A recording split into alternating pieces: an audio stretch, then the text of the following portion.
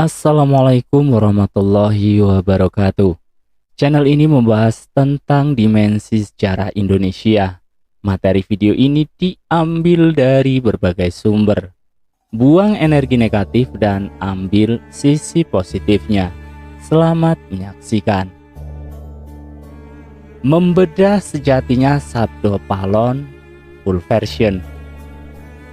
Siapakah Sabdo Palon? Siapakah Noyo Genggong?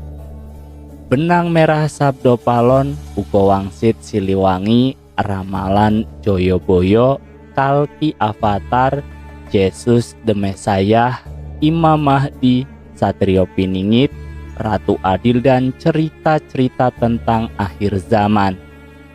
Tafsir kebangkitan Sundalen Nusantara di Tanah Jawi sesuai Ugo Wangsit Siliwangi. Untuk mengetahui Sabdo Palon, sejenak kita akan membahas Grojogan Sewu terlebih dahulu. Grojogan Sewu yang selama ini terkenal sebagai salah satu air terjun yang indah di Kecamatan Tawangmangu, Solo, Jawa Tengah, ternyata juga menjadi nama salah tokoh nama Grojogan Sewu atau nama gelar, karena memang tempat itu menjadi lokasi Topo Brotonya dalam rangka mencapai ilmu kesempurnaan. Grojogan Sewu adalah seorang Saisdokar. Kisah awalnya dimulai ketika beliau berkenalan dengan seorang pengembara bernama Ronggo Seto. Ronggo Seto yang menumpangi dokarnya. Melihat pengembara itu menggunakan pakaian jubah dan sorban di kepala yang berbeda dengan adat Jawa, maka beliau bertanya kepada pengembara itu, "Dari mana Anda berasal?" Ronggo Seto tidak menjawab dari mana ia berasal, tetapi menjawab pertanyaan tersebut dengan, "Saya saudara kamu, karena semua manusia bersaudara, karena kita anak keturunan Adam." Mendengar jawaban tersebut, Grojogan Sewu tersentuh, karena orang yang baru dikenalnya menganggap saudara sekaligus penasaran dan kembali bertanya siapa Adam. Adam adalah nenek moyang saya, Anda dan semua manusia. Mendengar jawaban seperti itu, Grojogan Sewu semakin tertarik lebih jauh dan meminta Rangga Seta untuk bersedia mengajarkan ilmu pengetahuan kepadanya. Ronggo Seto balik bertanya kepada Grojogan Sewu, "Mengapa Anda ingin belajar?" "Karena saya ingin cerdas, ingin pandai," jawab Grojogan Sewu. Memang manusia harus pandai, harus mau berpikir, karena itulah perintah ilahi, tegas Ronggo Seto. Melihat niat belajar dan sikap yang ingin tahu dan memang melihat bakat kecerdasan dari Grojogan Sewu, maka Rangga Seta pun bersedia mengajarkan kepada Grojogan Sewu. Proses belajar pun dimulai dengan materi Aji Kalimosodo.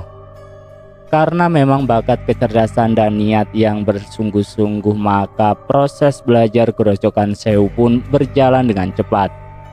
Pada saat pelajaran ujian terakhir, Grojogan Sewu diperintahkan untuk semedi di suatu tempat oleh Ronggo Seto. Grojogan Sewu bertanya di manakah tempat semedi itu. Kemudian Ronggo Seto mengarahkan tangannya menunjuk ke suatu tempat, maka terlihatlah air terjun dari kejauhan.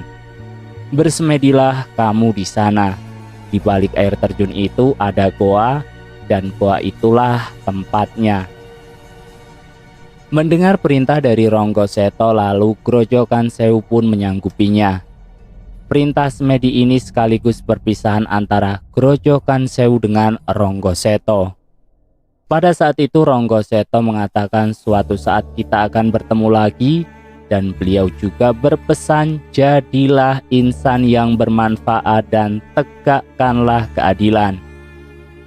Setelah perpisahan tersebut, Grojogan Sewu kembali menoleh ke arah di mana letak air terjun itu.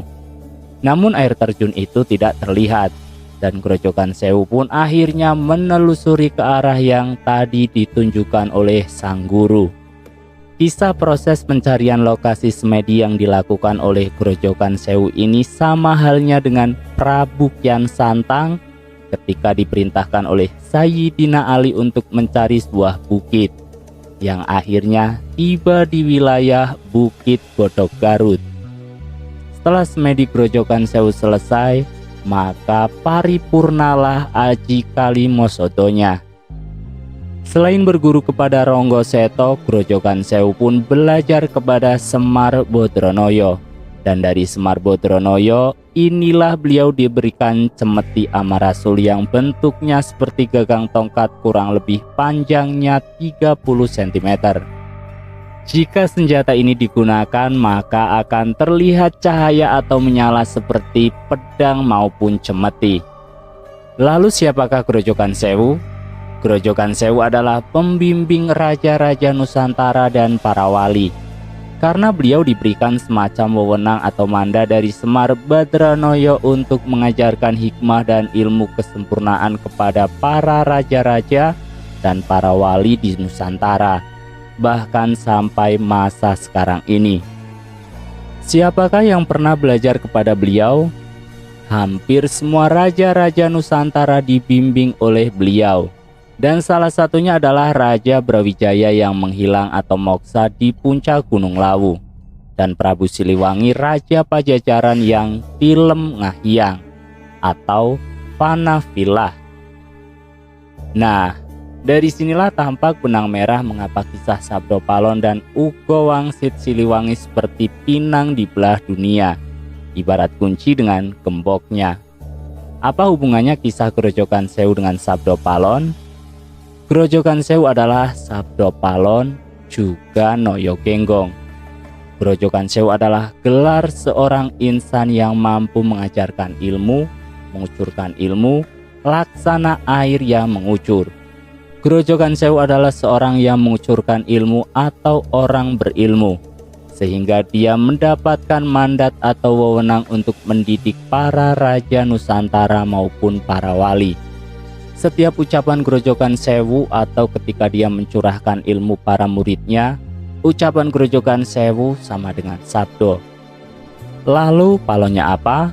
Palon artinya filosofi atau mengandung hikmah yang dalam. Jadi pada saat Grojogan Sewu memberikan materi atau pengajaran atau segala ucapan atau sabdo yang mengandung hikmah yang amat dalam, para raja Nusantara maupun para wali menjulukinya ucapan Grojogan Sewu ini dengan Sabdo Palon. Ucapan yang keluar dari Grojogan Sewu adalah Sabdo Palon atau sabdo yang mengandung hikmah. Ucapan Grojogan Sewu sama dengan Sabdo Palon. Nah, sekarang tinggal Noyo Genggongnya. Setiap Grojogan Sewu mengeluarkan sabdo-sabdonya di hadapan raja-raja Nusantara itu dilantunkan seperti tembang atau syair yang merdu. Ada intonasinya dan diiringi oleh gerakan tubuh maupun tangannya, atau gaya mengajar multiple intelligence. Jadi nuansa pengajarannya itu enak didengar dan dilihat, sehingga mudah diingat dan dipahami. Jadi Noyo Genggong itu adalah gaya mengajarnya Grojogan Sewu ketika mengucapkan sabdanya seperti melantunkan tembang dan dengan diiringi gerakan anggota tubuh. Kurang lebih seperti gaya Konghucu ketika memberikan pengajaran. Jadi kurang lebih ringkasnya seperti ini. Grojogan Sewu adalah orang yang menguasai atau memiliki ilmu atau berpandangan luas, bijak, memiliki kunci ilmu dan mampu mencurahkan ilmu atau predikat guru besar atau Sayyidina Syekh atau Tuan Guru atau para hyang. Sabdo adalah ucapan atau sabda yang penuh hikmah dari Grojogan Sewu. Noyo Genggong adalah gaya mengajar Grojogan Sewu.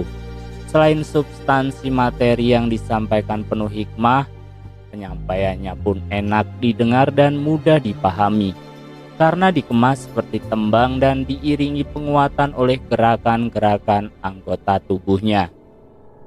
Jadi Sabdo Palon plus Noyo Genggong adalah Grojogan Sewu. Grojogan Sewu mempunyai senjata cemeti Amarasuli seperti yang saya jelaskan di awal dari kisah